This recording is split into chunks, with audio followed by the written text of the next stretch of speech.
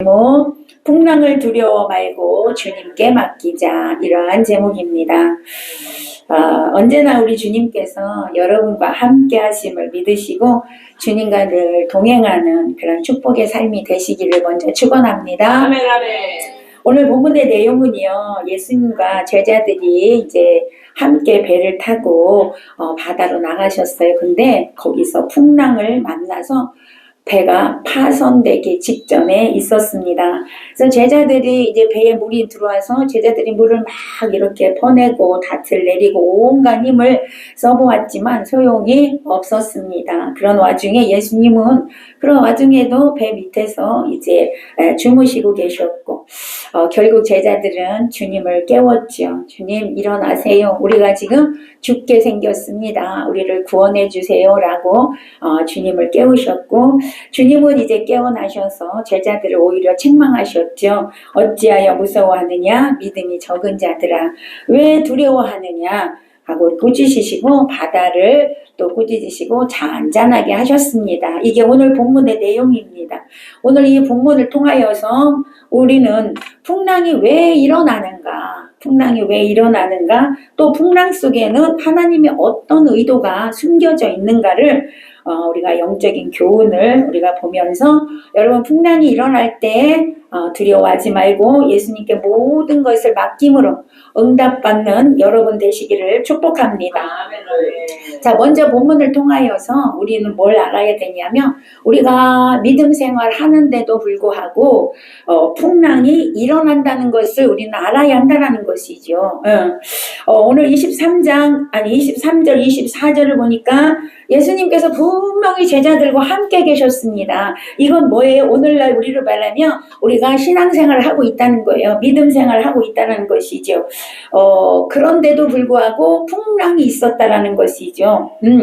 자, 예수님은 그동안 피곤하셨어요. 전도하시냐고 피곤하셔서 잠시 배 밑에서 이렇게 쉬고 계셨는데 갑자기 분명히 예수님과 같이 계시는데 광풍이 일어나서 엄청난 이게 풍랑이 일어나게 됐죠. 누가복음에 보면 물결이 배에 부딪혀서 물이 배에 가득했더라 이렇게 기록하고 있어요. 그래서 배가 굉장히 위태했다라고 말하고 있습니다. 지금 제자들은 풍랑이 나서 어떻게 해요? 죽을 고생을 하고 있습니다. 그렇다면 전능하신 예수님이 함께 계신데 왜 이런 풍랑이 일어났을까? 분명히 이유가 있을 거 아닙니까? 풍랑이 일어났을까? 예수님이 3년 동안 이 땅에서 사역을 하셨습니다. 사역을 하실 때 보면 예수님의 사역은 예수님의 마음대로 한 적이 한 번도 없으시다라고 기록하고 있어요. 다 하나님의 계획 속에 하나님의 섭리 속에 이루어졌다라고 기록하고 있고요. 그 사역 속에 예수님의 그 사역 속에는 항상 예수님이 메시아임을 증거하고 계셨습니다. 그렇다면 오늘 본문에도 이 풍랑이 그냥 일어난 게 아니라는 거지요. 하나님의 계획 속에서 일어났구나. 이것을 먼저 우리는 알 수 있다는 거예요. 제자들이 만난 풍랑은 결코 우연이 아니었다는 것이죠. 여러분 우리 그리스도인들은 살아가면서 일어나는 모든 일들은 우연이 없다는 것을 기억하시기를 바랍니다. 우리에게 삶 속에서 일어나는 크고 작은 일들은 다 어떤 하나님의 의도가 있다는 것을 우리는 알 수 있다는 것이죠. 그래서 우리가 만약에 여러분이 어떤 문제, 어떤 풍랑을 만났다면 그것을 우연이라고 생각해서는 안 된다는 것이죠. 그래서 이 어려움은 만약에 여러분이 그 어려움을 겪었을 때 이것이 우연이다라고 생각한다면 그 어려움은 여러분에게 있어서 저주고 걸림돌이 될 수밖에 없다는 것입니다. 그러나 이 문제가 이 어려움이 하나님의 섭리구나. 하나님의 계획 속에 있구나 라고 생각한다면 여러분 그 어려움은 여러분 자신의 신앙을 성장시킬 수 있는 디딤돌이요 성화되어 갈 수 있는 절호의 찬스이고 승리의 길로 갈 수 있는 기회가 될 수 있음을 믿으시기 바랍니다. 자, 많은 성도들이 예수를 믿으면 어떤 예전에 겪었던 어려운 일들은 다 사라지고 형통의 복만 있을 거라고 생각하는 사람들이 있습니다. 만약에 이런 생각을 갖고 있는 사람이 있다면 그 사람은 어려움을 만나면 어떻게 될까요? 실망하게 되죠. 좌절하게 되죠. 실족하게 돼요. 결국 예수님을 떠나게 되는 경우도 많이 있습니다. 자, 이것은요, 예수님을 잘못 오해한 까닭이에요. 잘못 믿었던 까닭이라는 것이죠. 여러분, 우리의 삶에서 어려움을 없애기 위해서, 우리를 부자 만들기 위해서, 우리를 돈 벌어서 잘 살게 하기 위해서 주님이 오신 것이 아니라는 것이에요. 물론 예수님은 복의 근원이기 때문에 축복해 주십니다. 그러나 우리가 예수 믿는 목적이 복을 받기 위한 목적이 되어서는 안 된다는 것이죠. 그것이 중점이 돼서는 안 된다는 거예요. 만약에 여러분, 예수님이 여러분에게 이 땅에 복을 주시려 오셨다면 십자가에 죽을 필요가 있어요, 없어요? 없죠. 말 한마디면 돼요. 굳이 예수님이 십자가에 죽을 필요가 없었다는 사실이에요. 예수님은 우리 죄를 대신하여 죽으시기에 오셨다고 했어요. 우리의 죄를 죄사함 해주시기 위해서 오셨다고 했습니다. 영생을 주기 위해서 오신 분이십니다. 이 땅에 죽어가는 영혼들에게 생명 주시기 위해서 오셨어요. 영원한 천국 주시기 위해서 오셨어요. 아멘. 이것이 진짜 복이란 말이에요. 근데 우리가 복을 잘못 이해하고 믿으시는 분들이 있다는 것이죠. 그러기에 성도들은요, 이러한 사실을 정확하게 알고 예수를 잘 믿어야 될 줄로 믿습니다. 오늘 본문에서처럼 예수를 믿는 성도들에게도 어려운 일이 일어나게 된다는 거예요. 그곳에는 반드시 하나님의 의도가 있다는 것을 또한 기억하시기를 바랍니다. 오늘 본문에서 풍랑 속에 감추어진 하나님의 의도가 있었다는 거예요. 그럼 그게 뭘까? 하나님이 왜 풍랑을 일으키셨을까? 당시 제자들은 참으로 거만해져 있었습니다. 왜냐하면 예수님의 제자들은 예수님 만나기 전에는 정말 보잘것없는 삶이었거든요. 그냥 갈릴리 바다에서 고기 잡아서 먹고 사는 사람들이었어요. 배움도 없어요. 또 죄인, 세리 뭐 이런 사람들이었단 말이에요. 그렇게 살던 사람들이 예수님을 만나고 예수님과 같이 살다 보니까 가는 곳곳마다 예수님이 막 질병도 고치고 귀신도 쫓아내고 막 기적과 이적을 일으키니 사람들이 몰려들기 시작을 했어요. 그래서 사람들이 몰려들면 직접 예수님한테 가까이 가기가 어려울 때가 있잖아요. 그럼 어떻게 하겠어요? 그 다음에 밑에 누구예요? 제자들이잖아요. 그러니까 제자들한테 이 많은 사람들이 이제 뭐 예수님 만나게 해주세요라고 한다든지 막 이렇게 했을 거 아닙니까? 그러다 보니까 그런 광경을 막 보니까 제자들이 어떻게 됐어요? 막 우쭐대기 시작했어요. 와, 내가 뭐가 됐구나 이런 생각을 하게 됐죠. 와, 이제 예수님과 같이 하게 되면 먹을 걱정 없지, 또 높임 받는구나, 사람들에게 인정받는구나, 막 여기에 들떠 있었단 말이에요. 그래서 거만해져 있었어요. 의기양양해 있었단 말이에요. 그 모습을 본 예수님께서, 하나님께서 아하, 이대로 두어서는 안 되겠구나. 이들에게 인간은 나약한 존재고, 인간은 한계가 있는 존재고, 인간은 믿을 만한 존재가 아니라는 것을 깨닫게 하시기 원하셨다라는 것이죠. 그래서 제자들을 영적으로 훈련시키시기를 원하셨다라는 것이죠. 그래서 풍랑을 통해서 인간의 한계를 알게 하셨고, 주님만을 의지하는 법을 깨닫게 하시기 위해서 이 풍랑을 허락하셨다는 거예요.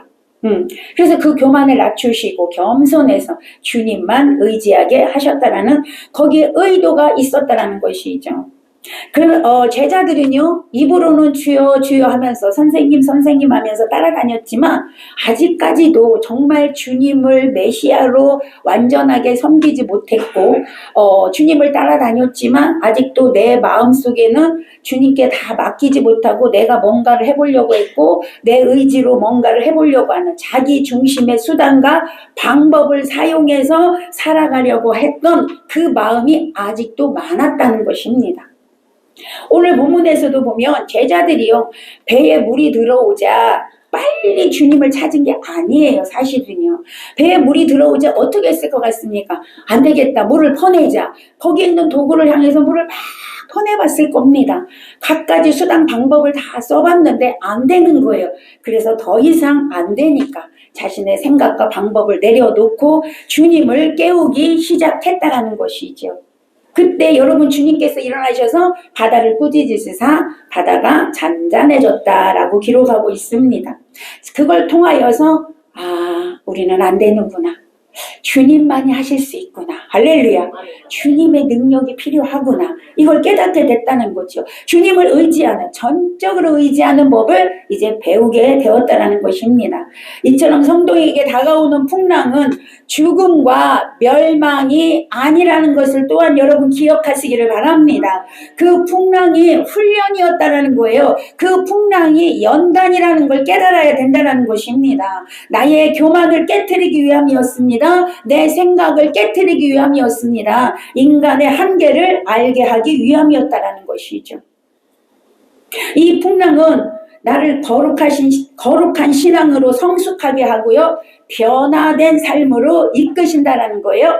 더욱 큰 믿음으로 성장하게 하기 위한 도구가 된다라는 것입니다. 하나님께서 우리 인생을 지으실 때 좋은 일만 있게 지으시지 않았다는 거예요. 형통한 일만 있게 지으시지 않았다는 것입니다. 전도서 7장 14절에 보니까 형통한 날에는 기뻐하고 공고한 날에는 뒤돌아보아라. 자, 이거 뭐예요? 형통한 날과 공고한 날이 있다 이 말이잖아요. 여러분 형통한 날이십니까? 기뻐하시기 바랍니다. 하나님께 찬양을 올려드리시기 바랍니다.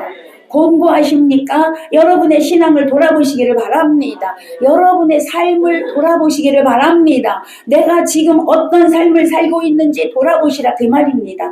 전도서에서 말씀하고 있습니다.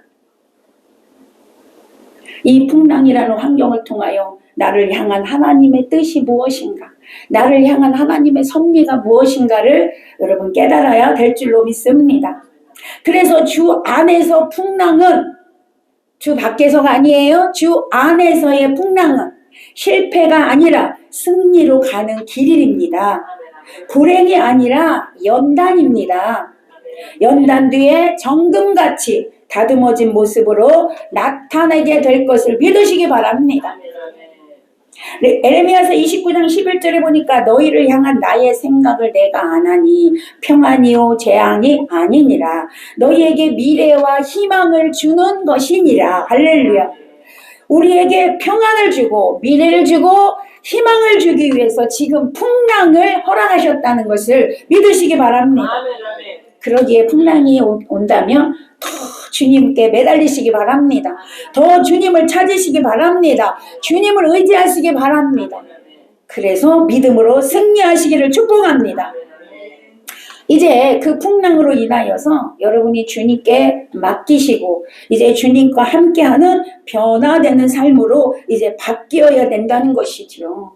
그동안에 게을렀던 사람은 어떻게 해요? 부지런함으로 바뀌셔야 되겠죠. 믿음이 연약해서 자주 넘어지고 쓰러지고 흔들렸던 사람은 견고한 믿음으로 다시 세워지시기를 축복합니다. 장성한 분량의 신앙인으로 성숙해지시기를 축복합니다. 변해야 된다는 거예요. 자기만 고집했던 강한 고집이 있던 사람은 다 내려놓고 여러분 다른 사람을 용납하고 품을 수 있는 그런 사람으로 변화되어야 될 줄로 믿습니다. 그러라고 풍랑을 주시는 거예요. 죽으라고 주는 게 아니고 더 좋은 날 주시려고, 평안한 날 주시려고, 축복의 날 주시려고, 희망의 날 주시려고 풍랑을 주셨다는 거예요. 자, 이렇게 풍랑을 하나님의 계획, 하나님의 의도로 보는 사람은 풍랑 가운데서도 여러분 평안이 있습니다. 평안이 있다는 거예요. 제자들은 풍랑만 보았기 때문에 어떻게 했어요? 두려워 떨었어요. 무서워 떨었어요. 그런데 반면에 주님은 그 풍랑 속에서 어떻게 해요? 평안하게 주무시고 계셨어요. 여러분 주님이 풍랑을 몰랐을까요? 아니요. 다 아셨어요. 그 풍랑 배가 요동을 치는데도 주님은 주무시고 계셨다라고 기록하고 있잖아요. 네, 그 가운데서도 예수님은 십자가를 지시기 전에 마지막 겟세마네 동산에 가서 기도하셨습니다. 십자가를 지는 게 너무 고통스러운 걸 아셨기 때문에 할 수만 있으면 이 잔을 내게서 옮겨주옵소서 라고 기도를 했지만 하나님의 뜻이 무엇인지를 아셨어요. 그래서 내 뜻대로 마옵시고 하나님 뜻대로, 아버지 뜻대로 하옵소서 라고 하시고 이제 십자가 지기로 결정하셨죠. 결단하셨습니다. 그 이후에 주님의 마음은 평안하게 된 줄로 믿습니다. 그래서 여러분 예수님을 잡으려고 작당하고 찾아왔던 로마 군대와 가룟 유다가 예수님을 잡으러 왔을 때 예수님은 아주 평안한 모습으로 그래 내가 예수다. 나를 잡아가라. 이렇게 이제 말씀하셨을 때 여러분 거기 있던 로마 군인들이 뒤로 다 넘어졌다라고 성경에 기록돼 있어요. 왜요? 예수님의 그 평안함. 죽음 앞에 그 평화로운 모습 앞에 무릎을 꿇을 수밖에 없었다라는 것이죠. 여러분 하나님이 주시는 평안은 잔잔한 호숫가에 즐기는 평안이 아닙니다. 하나님이 주시는 평안은 거센 풍랑이 일어나고 천둥 번개가 일어나고 창대비같이 쏟아지는 비가 억수같이 쏟아지는 그곳에서 풍랑 가운데서 태연하게 대처할 수 있는 평안함임을 여러분 믿으시기를 바랍니다. 이것이 하나님이 주시는 평안함이에요. 우리 모두 이런 평안을 여러분 누리는 자가 되시기를 바랍니다. 이 평안을 누가 누릴 수 있습니까? 풍랑에는 하나님의 계획하심과 의도가 있다는 걸 믿는 사람이 누릴 수 있는 거라는 거죠. 여러분 다윗은 시편 3편 4절에서 6절에서 보면 이렇게 고백하고 있어요. 내가 나의 목소리로 여호와께 부르짖으니 그의 성산에서 응답하시는도다. 내가 누워 자고 깨었으니 여호와께서 나를 붙드심이로다. 천만인이 나를 애워싸 진친다 하여도 나는 두려워하지 아니하리이다. 아멘. 이 당시 다윗은 아들 압살롬에 의하여서 압살롬이 반역을 일으켜서 쿠데타를 일으켜서 도망하는 신세가 되었습니다. 많은 사람들이요 다윗의 시대가 끝났다고 했습니다. 더 이상 하나님은 다윗을 돕지 않는다고 말을 했습니다. 그런 가운데서 다윗이 오늘 이 시편 3편 4절에서 6절에서의 이 고백을 할 수 있었던 이유, 나는 지금 천만인이 나를 애워싸서 진치고 있다 해도 평안히 잠을 잤대. 누워서 잠을 잤다는 거예요. 그리고 두려워하지 않았다는 거예요. 어떻게 그렇게 할 수가 있었습니까? 하나님을 전적으로 믿었기 때문에 그렇습니다. 예, 하나님이 도우신다는 걸 믿었기 때문에 그렇게 할 수 있었어요. 다윗은 어떤 환경에서도 초월할 수 있는 그 믿음, 그 평안이 있었기 때문에 천만인이 애워싸서 죽이려고 달려드는 그런 상황 속에서도 다윗은 편안했다는 거예요. 잠을 잘 수 있었다는 거예요. 두려워하지 않았다는 거예요. 무서워하지 않았다는 거죠. 이것이 진짜 평안입니다. 결국 다윗은 승리했고요. 여러분 다시 회복되어진 줄로 여러분 이미 다 아시는 사실이지 않습니까? 여러분 선지자 중에 엘리사라는 선지자가 있었습니다. 이 엘리사도 똑같습니다. 아람 군대가 이스라엘에 있던 이 엘리사를 어떻게 하면 죽일까? 왜냐하면 전쟁을 하면 그 미리 아람 군대의 그 계략을 다 알아버리는 거예요. 누가? 엘리사가. 그래서 왕한테 다 얘기를 해주니까 번번이 승리하는 거예요. 그러니까 너무 화가 났지요. 그래서 엘리사를 죽이려고 마음을 먹고 이제 아람 군대가 엘리사가 있는 도단성을 가득 메웠어요. 밤새 메웠어요. 아침에 일어나서 종이 보니까 군대가 가득 여기 온통 에워싸니까 얼마나 두렵습니까? 종이 두려워 떨면서 엘리사에게 달려가서 이렇게 고백을 합니다. 엘리사님 큰일 났습니다. 아람 군대가 가득 에워쌌습니다. 우리는 죽었습니다. 우리는 끝났습니다. 라고 이렇게 한 거예요. 그때 엘리사는 마음이 평안했습니다. 왜요? 하나님께서 이미 준비한 불말과 불병거를 엘리사는 보고 있었다라는 사실입니다. 그래서 엘리사가 하나님께 기도했습니다. 하나님, 이 종에게도 눈을 열어서 불말과 불병거를 보게 하옵소서 라고 기도했을 때 하나님이 눈을 열으시사 그 종이 불말과 불병거를 봤습니다. 하나님이 이렇게 준비하고 계셨구나. 우리에게 승리를 주시려고 이미 준비하셨구나. 이걸 보고 종도 어떻게 됐을까요? 마음이 평안해졌습니다. 왜요? 승리를 예측한 거잖아요. 하나님이 함께 하시니까 나는 승리한다. 하나님이 함께 하시니 우리는 승리할 수 있다. 라고 믿으니까 평안해졌다는 것입니다. 여러분, 두려움과 평안의 차이는 예수님을 믿느냐 믿지 않느냐에 있다라는 것입니다. 하나님의 그 능력을 믿느냐 믿지 않느냐에 있어요. 믿는 자는 평안한 것이고요. 믿지 못하는 자는 두려워 떨 수밖에 없는 것입니다. 그래서 예수님 말씀하셨습니다. 네가 나를 믿느냐 그리하면 영광을 보리라. 할렐루야. 하나님을 전적으로 믿으시기 바랍니다. 지금 죽을 수밖에 없는 상황이라도 주님을 믿고 주님 의지하면 주님께서 그 환경을 열어주시는 줄로 믿으시기 바랍니다. 사랑하는 여러분, 현실에 닥쳐온 풍랑 때문에 걱정되고 잠을 이루지 못하시는 분이 있습니까? 여러분, 나에게 더 큰 믿음을 달라고 기도하시기를 바랍니다. 환경을 초월하는 믿음을 달라고 기도하시기를 바랍니다. 그러면 여러분에게 평안이 임하게 될 줄로 믿습니다. 이제 우리는 모든 풍랑을 주님께 맡기고 지금 주무시고 계시는 예수님을 깨우시기를 바랍니다. 그동안 여러분이 뭔가 해보려고 했습니까? 내 노력으로 뭔가 해보려고 했습니까? 내 생각으로 뭔가 해보려고 했습니까? 내려놓으시고 주님을 깨우시기 바랍니다. 주님을 깨워야 돼. 여러분 안에 잠자고 있는 주님을 깨우셔야 돼요. 그 풍랑 속에 주님이 개입하시면 반드시 기적이 일어납니다. 아멘. 25절 26절 읽어봅니다. 25절 26절 시작. 그 제자들이 나와 깨우며 이르되 주여 권하소서 우리가 죽겠나이다. 그래서 이르시되 어찌하여 무서워하느냐 믿음이 작은 자들아 하시고 곧 일어나사 바람과 바다를 꾸짖으시니 아주 잔잔하게 되거늘. 아멘. 예수님이 일어나셔서 바다를 꾸짖으시니까 풍랑을 꾸짖으시니까 잔잔해졌습니다. 예수님이 개입하시니 즉각 문제가 해결되었습니다. 기적이 일어났습니다. 예수님이 하시면 즉각 해결됩니다. 믿으시기 바랍니다. 즉각 해결되게 돼 있어요. 사실 예수님은 모든 걸 다 아셨지요. 아시면서도 주무신 거예요. 그러면 아시면서도 주무신 이유가 있다는 거지. 그렇지 않습니까? 주님이 아셨으면 얼른 일어나셔서 그걸 해결해 줘야 되잖아요. 주무시고 계셨어요. 이유가 있다는 것이죠. 제자들이 막 아우성치고 뭐 난리치는 거 다 아시면서도 가만히 계셨어. 왜 계셨을까? 뭔가를 기다리고 계셨어.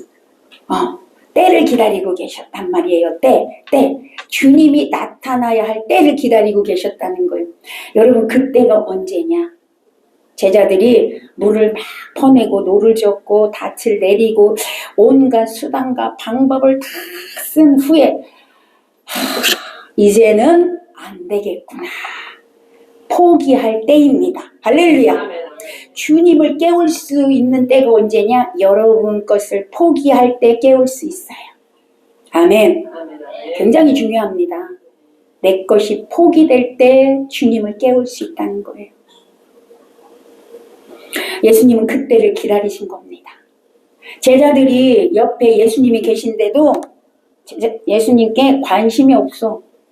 그냥 예수님을 주무시게 두고 그냥 자기네들이 뭔가를 막 경험으로 노하우로 막 해봤던 거예요. 주님은 그래서 계속 그걸 듣고 있으면서도 그냥 자는 척하고 기다리고 계셨단 말이에요. 주무시고 계신 것처럼 그렇게 계셨다는 거예요. 제자들이 예수님을 흔들어 깨울 때를 기다리셨다 이 말입니다. 기적은 아무 때나 일어나지 않습니다. 아무에게나 일어나지 않습니다. 주님을 깨우는 자에게 일어나는 겁니다. 주님을 의지하는 자에게 일어나는 겁니다. 깨운다는 게 뭐예요? 주님을 찾는 거예요. 내 생각을 포기하고 주님을 찾고 찾는 거예요. 주님께 기도하는 거예요. 부르짖어 기도하는 거예요. 여러분, 에레미야 33장 3절에서 뭐라고 말씀합니까? 너는 내게 부르짖으라. 내가 내게 응답하겠고 네가 알지 못하는 크고 비밀한 일을 보여주리라고 말씀하잖아요. 주님을 깨우는 자에게 기적이 일어나고 응답이 있다는 것입니다. 사람들이 주님을 필요로 하지 않거나 주님을 깨우지 않는 한 주님은 계속 주무시고 계시다라는 거 여러분 기억하시기를 바랍니다. 침묵하고 계세요. 왜요? 주님이 일하시지 않습니다. 내가 주님께 부르짖어 기도해야, 주님을 깨워야 주님은 일하신다는 거예요. 나의 겸손을 알고, 나의 부족함을 알고, 나의 연약함을 알고 주님을 깨우면서 도움을 구할 때 주님이 일하십니다. 나의 도움이 어디서 올까? 천지를 지으신 여호와께로다. 아멘. 여러분, 도움이 어디서 온다고 믿으십니까? 여러분의 도움이 어디서 올 것 같습니까? 하나님으로부터만 오는 겁니다. 왜? 여러분의 주인은 하나님이십니다. 그걸 잊지 마시기를 바랍니다. 세상에서 여러분 도와주지 않아요. 옆에 있는 사람이 여러분 도와주지 않아요. 절대 여러분 형제가 도와줘? 안 도와줘. 도와주지 않아. 하나님 아버지만 도와주셔. 할렐루야. 하나님 왜 도와줄까? 여러분의 아버지니까 도와주는 거예요. 하나님 왜 도와줄까? 여러분 어머니 되시니까 도와주는 거예요. 아멘. 또 어머니 얘기했다고 이상하다고 생각할까? 여러분, 하나님은 아버지라고 하시지만 그 안에 어머니의 사랑도 들어있고 하나님의 넓은 사랑도 들어있고 인자하심도 들어있고, 아멘. 그 안에 다 있는 거야, 여러분.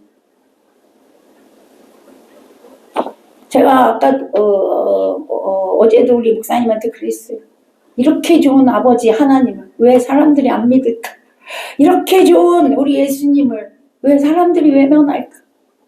또 믿는다고 하면서도 왜 곁길로 자꾸 갈까? 이렇게 좋은 하나님이신데, 내 마음의 생각도 읽으시고 다 해주시는 분이신데, 말로 안 하고 생각만 해도 다 해주시는 분이신데, 이 좋은 하나님을 왜 외면할까? 왜 그냥 옆에다 두고만 주무시게 할까? 그렇게 얘기했어요. 여러분, 그 주님을 전적으로 의지하시기 바랍니다. 주님 말씀하잖아요. 나는 포도나무여, 너는 가지니 내게 붙어 있어라. 할렐루야.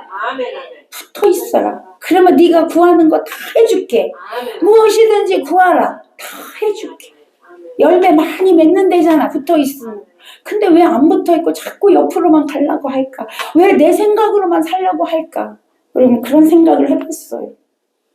여러분, 주님께 붙어 있으세요. 주님 안에 거하세요. 주님 안에 온전히 거하시기를 바랍니다. 그러면 놀라운 역사가 일어납니다. 기적이 일어납니다. 여러분, 요한복음 2장에 보세요. 가나안 혼인잔치에 포도주가 떨어졌습니다. 떨어졌어. 그때 마리아가 예수님께 도움을 요청하잖아요. 그리고 뭐라고 얘기해요? 하인들에게 예수님이 하시는 대로, 말씀대로 순종해라. 예수님이 돌 항아리 6개 거기다 물을 가득 채워라. 하인들은 아무 말도 안 해. 그냥 채워라 했더니 가서 물 채워 넣어요. 그리고도 아무 말도 안 해요. 여러분, 얼마든지 할 수 있잖아요. 물을 왜 채우래? 이게 뭐 쓸데없는 일을 왜 하래? 할 수 있잖아요. 아무 말도 안 해. 그냥 무조건 순종합니다. 그리고 나서 떠다 줘라. 또 아무 말도 안 하고 떠다 줘요. 그때 기적이 일어났습니다. 여러분, 말씀에 순종할 때 기적이 일어납니다. 말씀에 순종할 때 기적이 일어나. 주님을 믿고 의지할 때 기적이 일어나는 거예요. 여러분, 그때 물이 포도주가 되듯이 여러분의 삶에 물이 포도주가 되는 역사가 일어나게 되는 것입니다. 시편 50편 15절에 보니까 환난 날에 나를 부르라. 내가 너를 건지리니 내가 나를 영화롭게 하리라. 아멘. 건져주시겠대요. 환난 날에 부르짖으래요. 건져주시겠대요. 그러나 여러분, 마귀는 하나님의 자녀들이 복 받는 것을 싫어할까요? 좋아할까요? 싫어하지요. 복을 못 받게 합니다. 어떻게든지 가로막습니다. 하나님의 말씀이 들려오지 않게 합니다. 하나님의 말씀을 믿지 못하게 합니다. 그 말씀대로 살지 못하게 합니다. 불순종하게 하지요. 여러분, 복을 받으려면 말씀이 들려오게 돼 있어요. 아멘. 말씀이 들려와. 그럼 복을 받을 수밖에 없어요. 마귀가 말씀을 못 듣게 한다니까. 들려오지 못하게 탁 막고 있다는 거죠.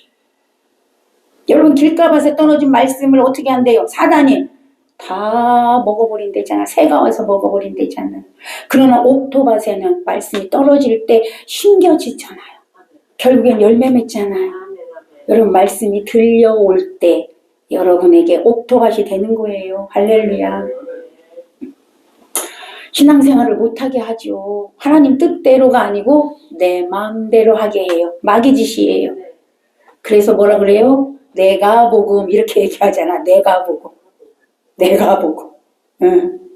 여러분, 마귀가 하는 짓이야. 근데 내가 복음을 따라간다니까. 누가복음을 따라가야 되는데 내가 복음을 따라간다고. 하나님 말씀을 따라가야 되는데 내 생각대로 한다 이 말이야. 내가 복음. 그래서 무너지게 만드는 거예요. 여러분 마귀의 생각에 따라가지 마시기 바랍니다. 가룟 유다가 예수님 왜 팔았어요? 마귀가 생각에 예수님을 팔 생각을 넣어주었대. 그냥 그걸 따라간 거야. 이게 내가 복음이요. 내 생각 버리세요. 말씀으로 채우시기 바랍니다. 말씀만 따라가시기를 바랍니다. 말씀만 붙잡으세요. 말씀이 여러분을 살려요. 말씀이 여러분에게 생명을 줘요. 말씀이 여러분에게 평안을 줘요. 말씀이 능력이에요. 다른 거 없어요. 말씀만 따라가세요. 할렐루야. 그것이 역사를 이루어 간다니까요. 여러분 생각을 버리고 주님을 찾으시기를 바랍니다. 주님을 부르시기 바랍니다. 주님께서 기다리고 계셔요. 기다리고 계셔. 언제 나를 깨울까? 언제 나를 깨울까? 주님 기다리고 계셔요. 더 이상 주님을 기다리게 하지 마시기를 바랍니다. 주님은 언제까지 기다리시지는 않습니다. 끝이 있습니다, 여러분.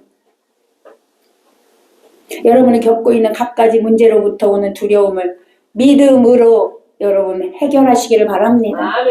믿음으로 물리치시기를 바랍니다. 말씀을 맺겠습니다. 예수님은 본문을 통하여 제자들에게 모든 것에는 하나님의 계획하신 의도가 있다는 걸 가르쳐 주셨습니다.